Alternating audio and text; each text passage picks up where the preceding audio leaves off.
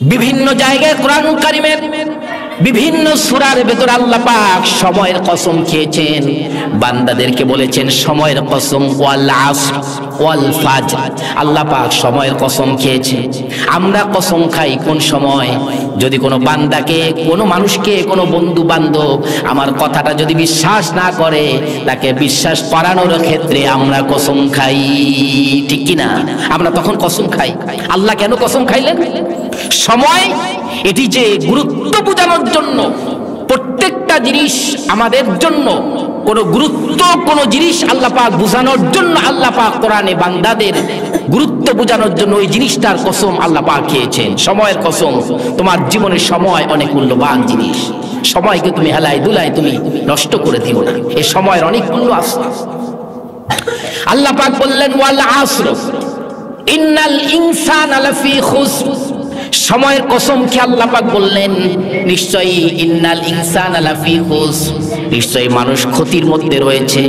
মানুষ কিসের মধ্যে রয়েছে বলেন? আল্লাহ পাক কসম খেলেন, সময়ের কসম আল্লাহ পাক খেলেন। কেন খেলেন? এই সময়ের মূল্য আছে।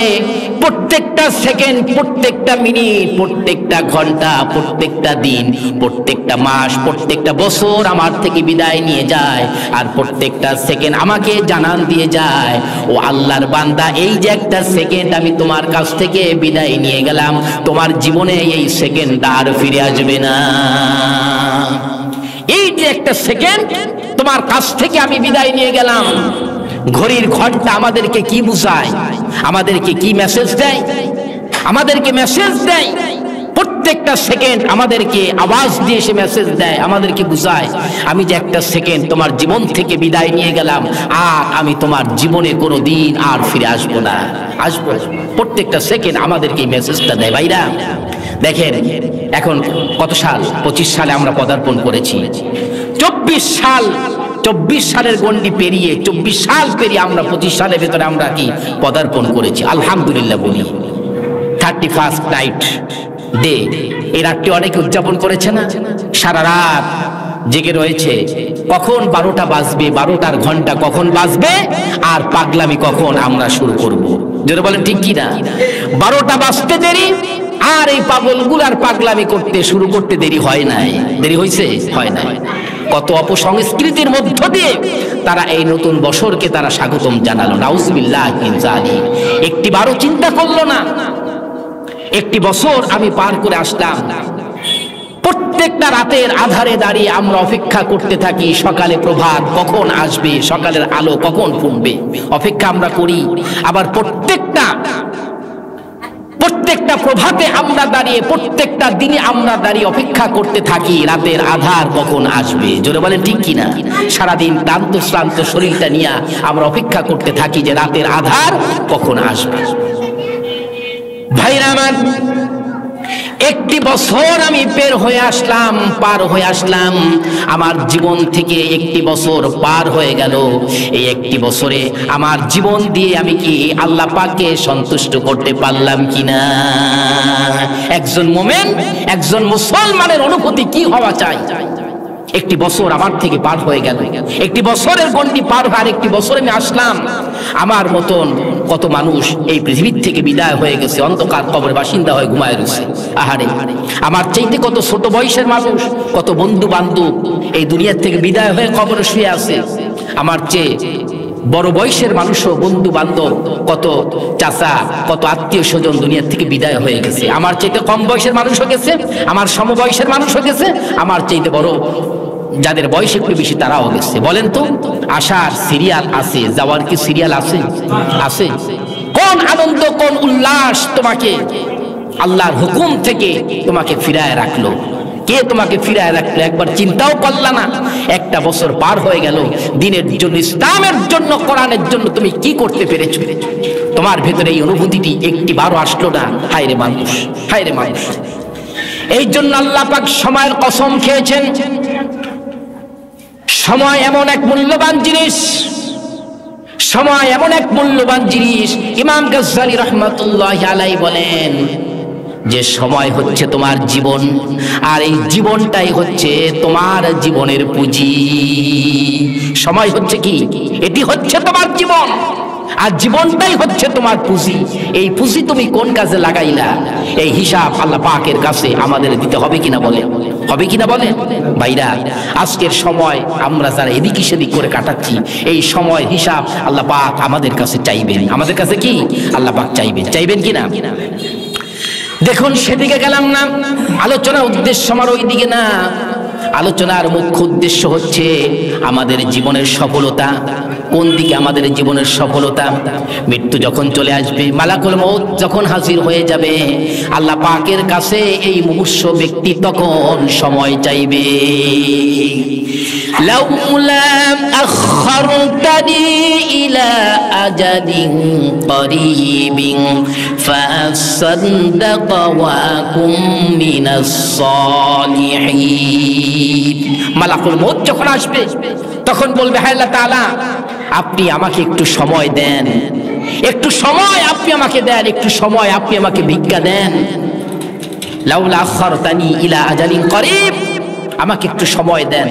আল্লাহ বলবেন, তোমাকে একটি সময় আমি দিয়ে পৃথিবীতে পাঠিয়েছিলাম, দীর্ঘ একটা হায়াত দিয়ে তোমাকে পৃথিবীতে পাঠিয়েছিলাম, তুমি কি করেছো সেই সময়টা? এখন এই সামান্য সময় নিয়ে তুমি কি করবা? কি কাজে লাগাবা? কোন কাজে লাগাবা এই সামান্য সময়? এই ব্যক্তি তখন বলবে, ফাসাদদাকা ওয়া আকুম মিনাস সালিহিন। আল্লাহ তাআলা আপনি আমাকে একটু সময় দেন, দুনিয়াতে যত রকম নেক কাজ আছে একটা নেক কাজও আমি ছাড়বো না। আমল সলেহা, যত রকম নেক কাজ আছে, দিন প্রতিষ্ঠার যত রকম কাজ আছে, আমি সব কিছু করব। দিন প্রতিষ্ঠা করতে গিয়ে আমার যদি জীবনটা দিতে হয় তাও আমি দিব। আমি এখন বুঝতে পেরেছি সময়ের মূল্য, আপনি আমাকে একটু সময় দেন। সেই সময়কে সময় দেওয়া হবে? বলেন, দেওয়া হবে? আল্লাহ বলবেন না, ওয়ালা ইউআখিরুল্লাহু নাফসান ইযা জাআ আজালুহা। মৃত্যু যখন চলে আসবে, এই মৃত্যুকে এক সেকেন্ড আগানো হবে না, এক সেকেন্ড আর পিছানো হবে না। যথা সময় মালাকুল মউত তোমার জানটা নিয়ে যাবে। এক সেকেন্ড মৃত্যু আগানো হবে না, এক সেকেন্ড মৃত্যু পিছানো হবে না। ভাইরা, এই সময়ের জন্য আমাদের প্রস্তুতি নেওয়া দরকার কিনা বলেন? দরকার কিনা? কখন নিব, কবে নিব? এই সময়, এই মুহূর্তে। বলেন আল্লাহুম্মা আমিন। আল্লাহ আমাদেরকে কবুল করুক, বলেন আমিন। এই মাহফিলকে আল্লাহ পাক কবুল করুক, বলেন আমিন। আল্লাহ তাআলা আমাদেরকে কবুল করুক। ভাইরা, মনে পড়ে গেল বাদশার দরবারে ফকির এসে হাজির। বাদশার কাছে বলতেছে, কিছু দান করেন। বাদশা বলতেছে, ফকির আমার কাছে আসছে, এই ফকিরকে 1 টাকা 2 টাকা 5 টাকা দিয়া বিদায় করা আমি বাদশার জন্য লজ্জাকর বিষয়। রাজভান্ডার খুলে দাও, ফকিরকে ঢুকায় দাও। 1 ঘন্টা সময় তাকে আমি দিয়ে দিলাম, 1 ঘন্টার মধ্যে ওর জীবনের যা নেওয়া সব কিছু নিয়ে যেন চলে যায়। ফকির বেচারা রাজদরবারে ঢুকছে। যেই বেচারা জিন্দেগিতে ভালো একটা জামা, ভালো একটা কাপড়, পেট পুড়ে কোনোদিন খেতেও পারে নাই, এই ফকিরটা যদি রাজ দরবারে এই ধনভাণ্ডার গুলি দেখে, বলেন তো ফকিরের আর হুঁশ থাকে কিনা? ওদেরকে একটু বসায় দেন, বসায় দেন, একটু বসায় দেন। আপনাদের কষ্ট হইতেছে ভাই? কষ্ট হইলে প্রধান মেহমান আলোচক আমাদের চলে আসছে, আলহামদুলিল্লাহ, তাহলে ডাইকে আমি উঠে দেই যদি কষ্ট হয়। কষ্ট হয় না তো ইনশাল্লাহ? ভাইরা আমার, ফকির বেচারা ভিতরে ঢুকে অবাক হয়ে গেল। শাহী দরবার, রাজ দরবারে জিনিসগুলি ফকির তো কোনোদিন চোখে দেখে নাই। এই ফকির বেচারা এইগুলি দেখে এবার পাশে দেখতে একটা খাট, শাহী খাট, স্বর্ণের খাট। এবার ফকির বেচারা মনে মনে চিন্তা করতেছে, এত সুন্দর খাট, এত দামি খাট আমি ব্যবহার করা তো দূরের কথা, এটা আমি নিয়ে যাব। এটা নেওয়ার জন্য বাদশাহ আমাকে বলেছে, এটা নিয়ে যাব আমি, ঠিক আছে। এই খাট তো কোনোদিন আমি দেখি নাই, খাটের মধ্যে আমি একটু বসে দেখি কেমন লাগে। বলেন তো এটা কি বোকামি কিনা? বোকামি কিনা?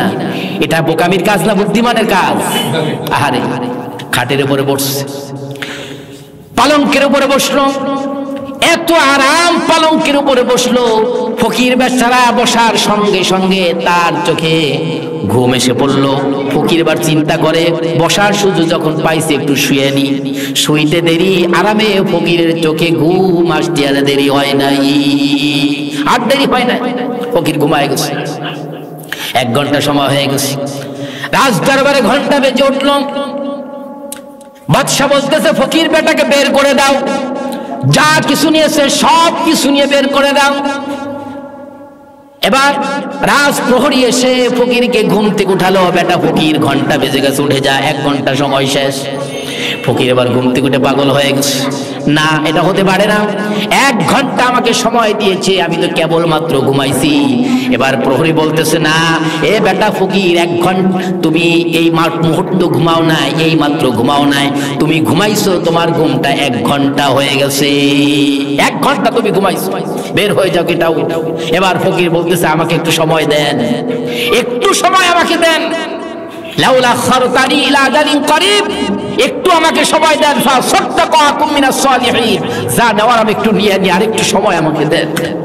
এবার প্রহরী বলতেছে, না বাদশার হুকুম, তোমাকে 1 সেকেন্ড সময় তোমাকে আর দেওয়া হবে না, এটাও তুমি বের হয়ে যাও। ভাইরা আমার, বলুন তো এমন একটি সময় আমাদের জীবনে আসবে কিনা গেট আউট করে ঘাট ধাক্কা দিয়ে আমরা যেতে চাইবো না, এই পৃথিবী নামক, এই দুনিয়া নামক বাড়ি থেকে আমাদেরকে বের হয়ে যেতে হবে। আল্লাহ পাক এখানে আমাদেরকে পাঠিয়েছেন আমাদের সেই পরকালের পাথেয় জোগাড় করে নেওয়ার জন্য। জোরে বলেন ঠিক কিনা? এই পাথেয় জোগাড় করতে যদি জান লাগে জান দিতে হবে, মাল লাগলে মাল দিতে হবে, জীবনটা যদি লাগে জীবনটা দিতে হবে। জোরে বলেন ঠিক কিনা? জীবন যারা দিয়েছে ইসলামের জন্য, কোরআনের জন্য, তারাই হয়েছে পূর্ণ সফলতা অর্জন করেছে। তারাই সফলতা অর্জন করেছে। আল্লাহ পাক আমাদেরকে কবুল করুক। ভাইরা আমার, যে কথা বলতেছিলাম, এরপরে ঘোষণা করা হবে অমুকের পুত্র অমুক, অমুকের পুত্র অমুক সফল হয়ে গিয়েছে। লক্ষ অসংখ্য কোটি কোটি মানুষের ভেতরে যেখানে হাহাকার চলতে থাকবে, ইয়া নফসি ইয়া নফসি করতে থাকবে মানুষগুলি, সূর্যটা মাথার 1 বিগত করে চলে আসবে। সূর্যের মুখ দিয়ে 12টা মুখ দিয়ে সূর্য তার খরতাপ তাপ দিতে থাকবে। নাফারমানের ঘিলগুলি টকবক টকবক করতে থাকবে, জিহ্বাটা কুকুরের মতন ঝুলে পড়বে। মানুষগুলি শুধু আওয়াজ করবে, ইয়া নফসি ইয়া নফসি, আল্লাহ আপনি আমাকে বাঁচান, আমাকে বাঁচান, আমাকে আপনি বাঁচান, আমাকে আপনি রক্ষা করেন। শুধু বাঁচার জন্য কাকুতি মিনতি করবে, হাহাকার করতে থাকবে, ঘামের ভিতরে হাবুডুবু খাইতে থাকবে, সাঁতার কাটতে থাকবে। এমন একটি বিভীষিকাময় দৃশ্যের সময় জিবরাইল আলাইহিস সালাতু ওয়াস সালাম বলবে, অমুকের পুত্র অমুক সফল হয়ে গিয়েছে। সুবহানাল্লাহি ওয়া বিহামদিহি সুবহানাল্লাহিল আযীম। এবার দেখেন, সফল হয়ে গেল ব্যক্তি, ঘোষণা এলো। ঘোষণা যখন এলো, আল্লাহ পাক রব্বুল আলামিন এই সফল যেই ব্যক্তি হয়ে গেল, আল্লাহ রব্বুল আলামিন তাকে, তার এই বডিটাকে 3.5 হাত বডি, তখন এই জান্নাতীর 3.5 হাত বডি তখন থাকবে না। হযরত আদম আলাইহিস সালাতু ওয়াস সালামের মতন কাঁধ তার চওড়া হতে থাকবে। সুবহানাল্লাহ। হযরত আদম আলাইহিস সালাতু ওয়াস সালামের মতন কাঁধ তার চওড়া হতে থাকবে, তার বডিটা বড় হতে থাকবে। এইভাবে করে সবগুলি তার ভেতরে আস্তে আস্তে পরিবর্তন চলে আসবে। সুবহানাল্লাহ। উসা লম্বা ফিগার বডি কার মতন হবে? হযরত আদম আলাইহিস সালাতু ওয়াস সালামের। ক্রেন যেইভাবে আমাদের সামনে মাল উঠায়, আমরা চোখের সামনে দেখি ক্রেন বিশাল বিশাল পাথরগুলি আমাদের সামনে উঠাতে থাকে, আমরা অবাক হয়ে যাই, এত বড় বিশাল পাথরটা উঁচু হয়ে গেল, উঠতে উপরের দিকে, অবাক হই কিনা? ক্রেন যেইভাবে বিশাল বিশাল মালগুলি ধরে ধরে, ওজনের পাথরগুলি ধরে ধরে এইভাবে উঁচু করতে থাকে, এই জান্নাতি ব্যক্তি যার সফলতা ঘোষণা করা হবে, এই জান্নাতি ব্যক্তি কিয়ামতের ময়দানে লক্ষ লক্ষ কোটি কোটি মানুষের সামনে এইভাবে করে তার বডি ফিগার গুলি আস্তে আস্তে বড় হতে থাকবে। হাসরবাসীরা তখন তাকিয়ে তাকিয়ে দেখবে আর বলবে, ওই দেখো একজন সফল হয়ে গিয়েছে, সফলতা পেয়ে গিয়েছে, তার জীবনে আর কখনো কোনোদিন আর ব্যর্থতা স্পর্শ করবে না। ওই দেখো সফল একজন ব্যক্তি, তোমরা দেখো। সবাই তখন তাকিয়ে দেখবে। সুবহানাল্লাহ সুবহানাল্লাহ। সবাই অপেক্ষায় থাকবে, আহারে আমার নসিবে আজকে কি হয়? আমল নামা কি ডান হাতে আসে না আমল নামা বাম হাতে আসে? ইয়া নাফসি ইয়া নাফসি, আল্লাহ আপনি আমাকে বাঁচান, আমাকে বাঁচান, আমাকে বাঁচান। সমস্ত হাসরবাসী জুড়ে একটাই চিৎকার, আল্লাহ আপনি আমাকে বাঁচান, আপনি আমাকে বাঁচান। ভাইরা, আল্লাহ পাক আমাদেরকে সফলতা দান করুক, বলেন আমিন। ওই পরকালের সফলতা অর্জন করে পৃথিবীর থেকে আমরা যেন বিদায় হতে পারি, আল্লাহ পাক এমন মৃত্যু আমাদের নসিব করুক, আমরা সকলে বলি আমিন।